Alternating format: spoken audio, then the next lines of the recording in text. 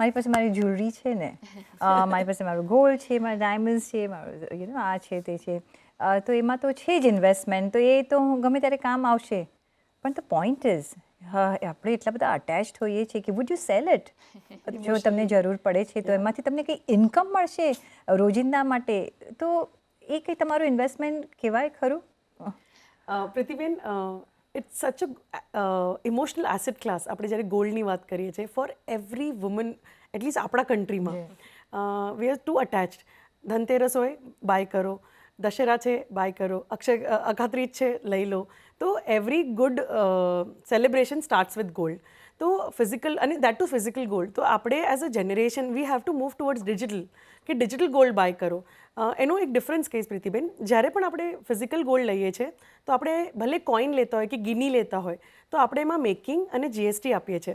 તો we have to pay that time. પછી તમે જ્યારે કંઈ એ ગિની આપીને સામે કોઈ ગોલ્ડ જ્વેલરી લો છો, તો ત્યારે એ જ્વેલરીની સામે પણ તમારે ગોલ્ડ અને મેકિંગ અને જીએસટી આપવું પડશે. તો એવા સિચ્યુએશનમાં 2 વાર આપવા કરતાં તમે ડિજિટલ ગોલ્ડમાં ઇન્વેસ્ટ કરો. એટલે ગોલ્ડ મ્યુચ્યુઅલ ફંડમાં એસઆઈપી કરો, તમે ગોલ્ડ મ્યુચ્યુઅલ ફંડમાં લમસમ કરો, કાં તમે ગોલ્ડ ETF લો. તમે અગર તમારી પાસે ટ્રેડિંગ અને ડીમેટ અકાઉન્ટ છે તો દેર આર ગોલ્ડ ETF. તો ગોલ્ડ ETFમાં નિવેશ કરવાથી આજના ટ્રેન્ડથી તમને, આજના રેટથી તમને મળે છે બધામાં જ ગોલ્ડનું એક્સપોઝર. તો જ્યારે તમારે ફિઝિકલ ગોલ્ડ પહેલાં જમા કરો, એટલે તમે કોઈ કોસ્ટ નથી બેર કરતા. જ્યારે તમારું જમા થઈ ગયું, કે તમારે કોઈ હવે જરૂર છે લેવાની, તો તમે ત્યારે એ ડિજિટલ ગોલ્ડ વેચીને તમે ફિઝિકલ ગોલ્ડ લઈ શકો છો. તો you have two advantages. One is કે તમારે એને મેન્ટેન નહીં કરવું પડે, લોકરમાં જગ્યા નહીં રોકે, બેન્કરનું રેન્ટ નહીં આપવું પડે, એક ફિક્સ ડિપોઝિટ નહીં કરવી પડે, અને એના બીજા 5 પ્રોડક્ટ નહીં લેવા પડે.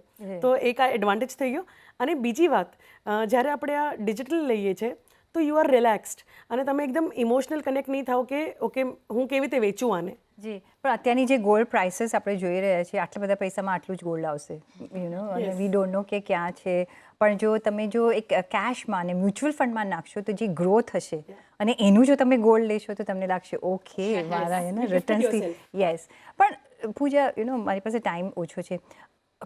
જો શરૂઆત કરવી હોય ને, જો તમારે થોડા મ્યુચ્યુઅલ ફંડની કેટેગરીઝ અને જો નામ આપવા હોય, ક્યાંથી શરૂઆત આપણે કરી શકીએ, કે ક્યાંથી નિવેશ કરી શકીએ? કારણ કે આપણે જે વિમેન હોય છે ને, બહુ ચેન્જીસ માટે સસેપ્ટેબલ નથી. જે આ ચાલી આવ્યું છે, એટલે એવરગ્રીન એવી કઈ કેટેગરીઝ અને મ્યુચ્યુઅલ ફંડ્સના તમે નામ આપશો? Very true. Like I would say કે પહેલે તો આપણે ડાયવર્સિફિકેશન અપ્રોચ ફોલો કરીએ, ઇક્વિટી, ડેટ એન્ડ ગોલ્ડ. અને the best part is mutual ફંડમાં 3 છે. ઠીક છે, તો લમસમ નાખવું હોય, short term, mid term Horizon હોય, તો multi asset allocation category is the best. એમાં તમને ઇક્વિટી, ડેટ, ગોલ્ડ બધું મળી જશે.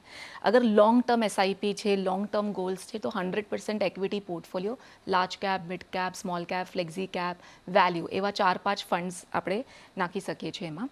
લાઈક 1-2 ફંડ્સના નામ આપી દઉં, like ICICI Prudential blue chip fund, Kotak emerging equity fund, Parag Parekh flexi cap fund, Nippon India multi cap fund, Invesco India small cap, અને SBI contra. એક પોર્ટફોલિયો આપણે એવી રીતે બનાવી શકીએ છીએ. શોર્ટ ટર્મ માટે આપણે કન્ટિન્જન્સીની વાત કરી લીધી. There are many products in the market, જો લોકો બધાને structured products, the new age products, તો એમાં છે ને મિસસેલિંગ થાય છે, જેમાં ઇન્વેસ્ટમેન્ટ ઇન્સ્યોરન્સ સાથે લે છે. તો you have to keep everything separate. Then I have young investors asking me, Pritiben, about bitcoin. Should we put in bitcoin? આ યંગ કોલેજ ગોયર્સ. તો મેં કીધું કે why so much risk? So આ બધું જો એફએનઓસ છે, આ બધામાં થોડુંક તમે ટ્રેડિંગ મેન્ટાલિટીને આપણે એ લોકોને થોડુંક, જો ઓલ્ડ જનરેશન છે તો ઘણી સિક્યોર્ડ છે, પણ જો ન્યૂ જનરેશન છે એને થોડુંક આપણને હેન્ડ હોલ્ડિંગ કરવાની જરૂર છે.